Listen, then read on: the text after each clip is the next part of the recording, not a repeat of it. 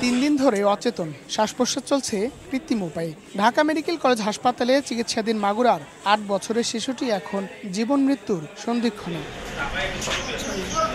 মেয়ের এমন সংকটাপন্ন অবস্থায় মুষড়ে পড়ছে পরিবার। জড়িতদের দ্রুত দৃষ্টান্তমূলক শাস্তির দাবি স্বজনদের। একটাই দাবি চাচ্ছি যে আমার মনে যে শাস্তি দিয়ে এই জঘন্য কাজ করেছে, এই শাস্তির বিচার চাই। আমার কথা যে তাদের একবারে ফাঁসি দিয়ে দিক, যাতে আর কোনো মা বোনের দিকে এরমে চোখ তুলে না থাকে। মাগুরায় গত বৃহস্পতিবার ধর্ষণ ও হত্যা চেষ্টার শিকার শিশুটির শারীরিক অবস্থার এখনো কোনো উন্নতি হয়নি। শনিবার চিকিৎসায় গঠন করা হয়েছে 4 সদস্যের মেডিকেল বোর্ড। বাচ্চাটার পরিস্থিতি এখন আসলে একটু খারাপের দিকেই। তাকে ভেন্টিলেটরে রাখা হয়েছে। তার পরিস্থিতি অবনতি হয়, তাকে আমরা গতকাল রাত 9টার দিকে ভেন্টিলেটরে রেখেছি। আমরা 4 সদস্যের একটা মেডিকেল বোর্ড করে দিয়েছি।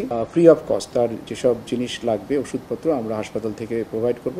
এদিকে শিশুটির মায়ের সঙ্গে মুঠোফোনে কথা বলে চিকিৎসা ও সব ধরনের সহায়তার আশ্বাস দিয়েছেন বিএনপির ভারপ্রাপ্ত চেয়ারম্যান তারেক রহমান। হায়দার আলী, সময় সংবাদ, ঢাকা।